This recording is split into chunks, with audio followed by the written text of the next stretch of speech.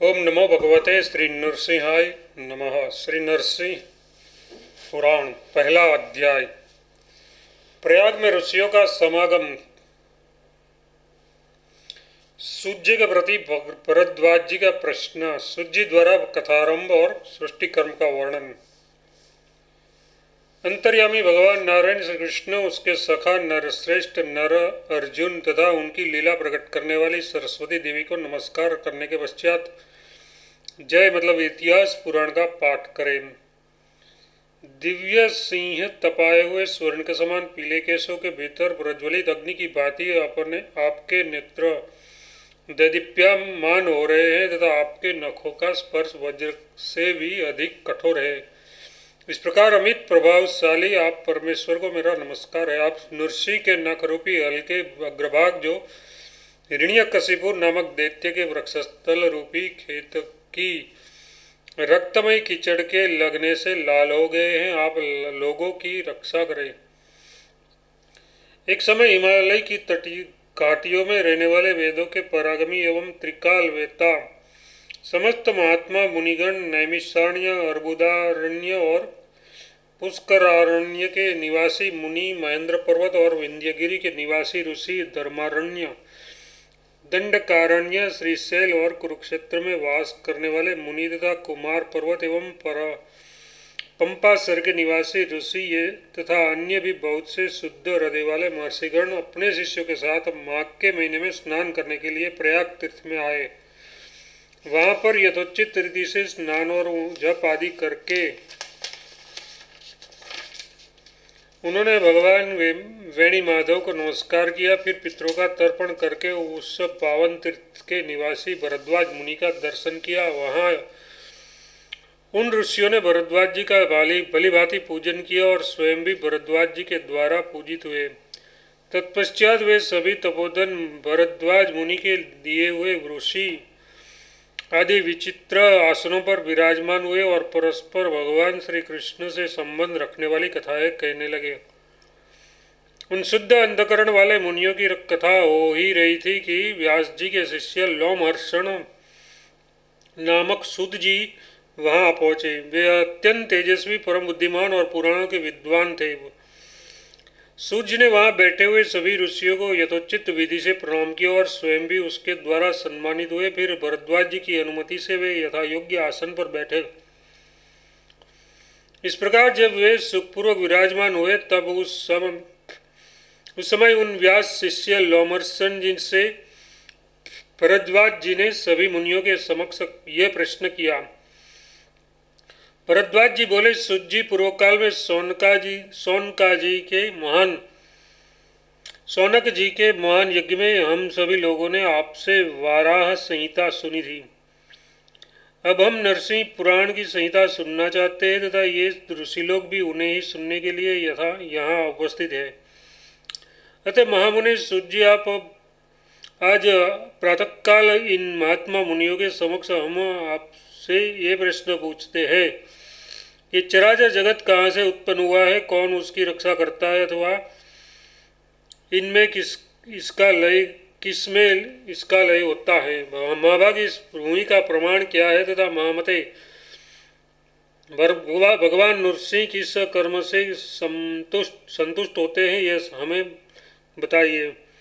सृष्टि का आरंभ कैसे हुआ, उसका अवसान अंत किस प्रकार होता है, युगों की गणना कैसे होती है, चतुर्युग का स्वरूप क्या है, उन चारों युगों में क्या अनंत अंतर होता है, कलयुग में लोगों की क्या अवस्था होगी तथा देवताओं और भगवान नरसिंह की किस प्रकार आराधना करते हैं, पुण्य क्षेत्र कौन कौन से हैं, पावन पर्वत कौन से हैं और मनुष्य के पापों को हर लेने वाली परम पावन एवं उत्तम नदियाँ कौन कौन सी है, देवताओं की सृष्टि कैसे हुई, मनु, मनवंतर एवं विद्याधर आदि की सृष्टि किस प्रकार होती है, कौन कौन राजा यज्ञ करने वाले हुए और किस किस ने परमोत्तम सिद्धि प्राप्त की है।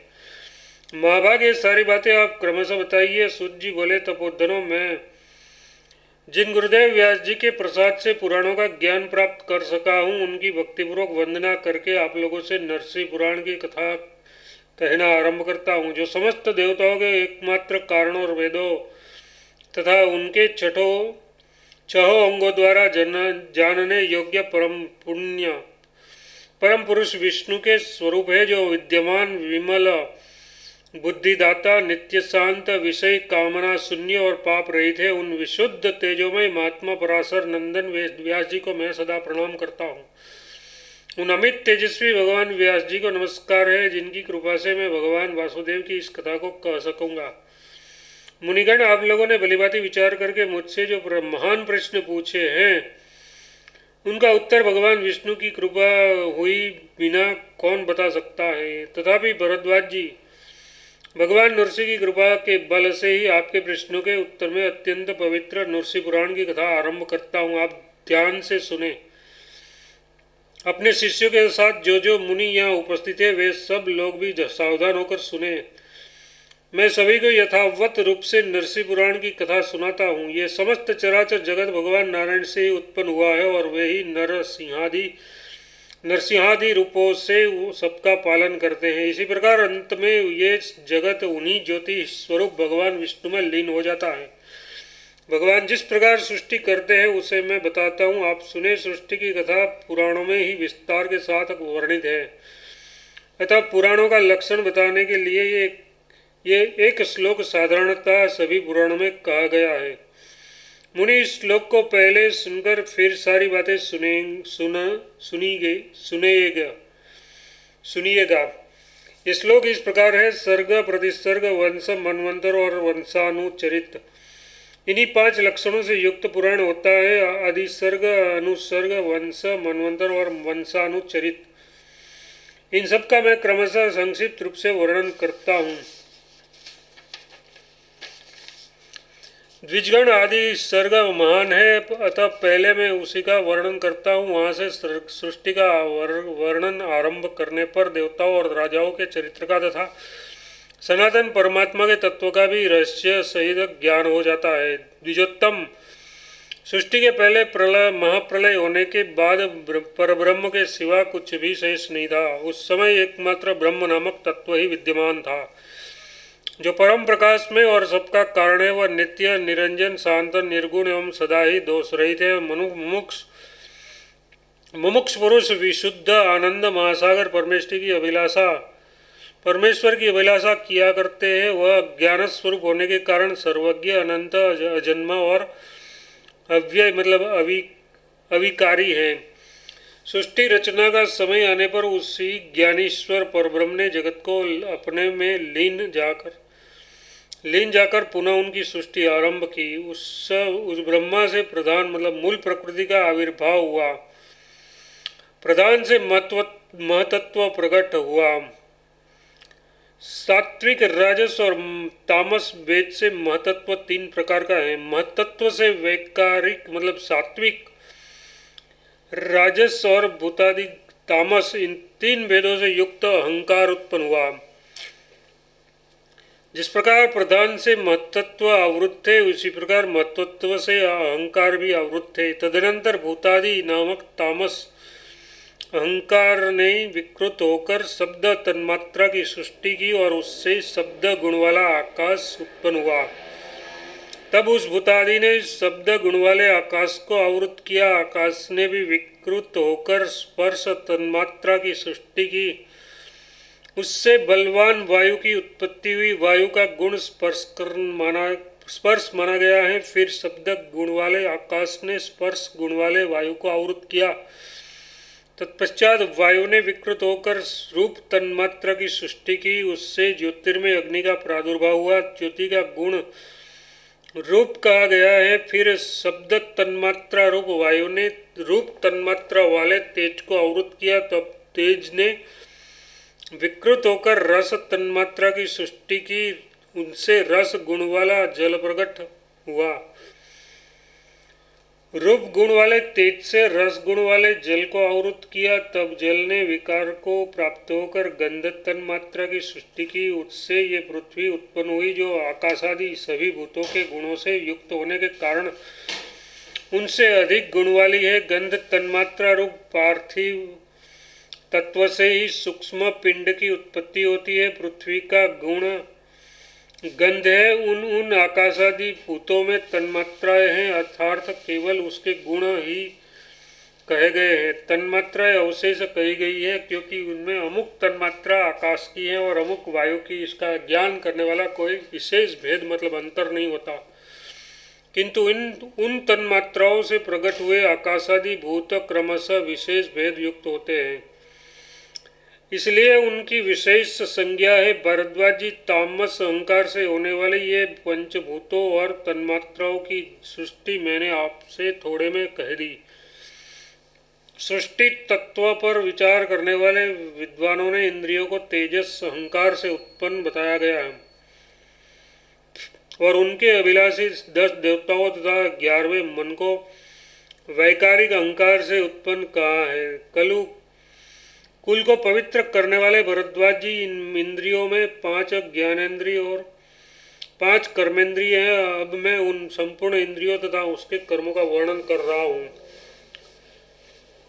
कान, नेत्र, जिह्वा, नाक और 5वीं त्वचा, ये 5 ज्ञानेंद्रिया कही गई है जो शब्द आदि गुणों का ज्ञान कराने के लिए है, तथा पायो मतलब गुदा, उपस्थ मतलब लिंग, हाथ पांव और वाक इंद्रिय एक कर्मेंद्रिया कहलाती है। विसर्ग मतलब मल त्याग, आनंद मतलब मैथुन जनित सुख, शिल्प मतलब हाथ की कला, गमन और बोलना, ये ही क्रमशः इन कर्मेंद्रियों के 5 कर्मक कहे गए हैं। विप्र, आकाश, वायु, तेज, जल और पृथ्वी, ये 5 भूत क्रमशः शब्द, स्पर्श, रूप, रस और गंध इन गुणों से उत्तरोत्तर युक्त है। यथार्थ आकाश में एकमात्र शब्द गुण है, वायु में शब्द और स्पर्श 2 गुण है, तेज में शब्द, स्पर्श और रूप 3 गुण है।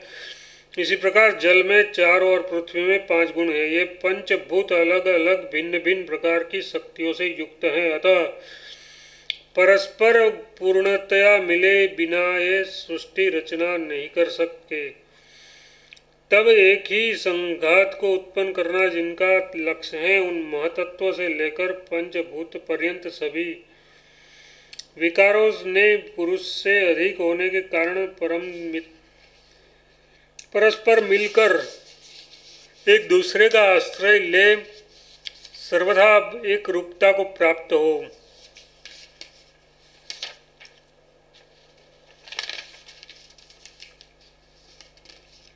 प्रधान तत्व के अनुग्रह से एक अंड की उत्पत्ति हुई। वह अंड क्रमशः बड़ा होकर जल के ऊपर बुदबुदे के समान स्थित हुआ। महाबुद्धे समस्त भूतों से प्रकट हो जल पर स्थित हुआ। वह महान प्राकृत अंड ब्रह्मा मतलब हिरण्य गर्भ रूप भगवान विष्णु का अत्यंत उत्तम आधार हुआ। उसमें वे अव्यक्त स्वरूप जगदीश्वर भगवान विष्णु स्वयं ही हिरण्य गर्भ रूप से विराजमान हुए। उस समय सुमेरु पर्वत पर महात्मा भगवान हिरण्य गर्भ का उल्व मतलब गर्भ को ढकने वाली झिल्ली था। अनन्य पर्वत जरायुज मतलब गर्भाशय थे और समुद्र ही गर्भाशय के जल थे। पर्वत, द्वीप, समुद्र और ग्रह तारों सहित समस्त लोक तथा देवता, असुर और मनुष्यादि प्राणी सभी उस अंड से ही प्रकट हुए हैं। परमेश्वर भगवान विष्णु स्वयं ही रजोगुण से युक्त ब्रह्मा का स्वरूप धारण कर संसार की सृष्टि में प्रवृत्त होते हैं। जब तक कल्प की सृष्टि रहती है तब तक वे ही नरसिंह रूप को प्रत्येक युग में अपने रचे हुए इस जगत की रक्षा करते हैं और कल्पांत में रुद्र रूप से इनका संहार कर लेते हैं। भगवान अनंत स्वयं ही इस ब्रह्म रूप से संपूर्ण जगत की सृष्टि करते हैं, फिर इसके पालन की इच्छा से रामादि अवतार धारण कर इसकी रक्षा करते हैं और अंत में रुद्र रूप होकर समस्त जगत का नाश कर देते हैं। इति श्री नरसिंह पुराणे सर्ग निरूपण नाम प्रथमोध्याय। इस प्रकार नरसिंह पुराण में सर्ग का निरूपण विषय का पहला अध्याय पूरा हुआ।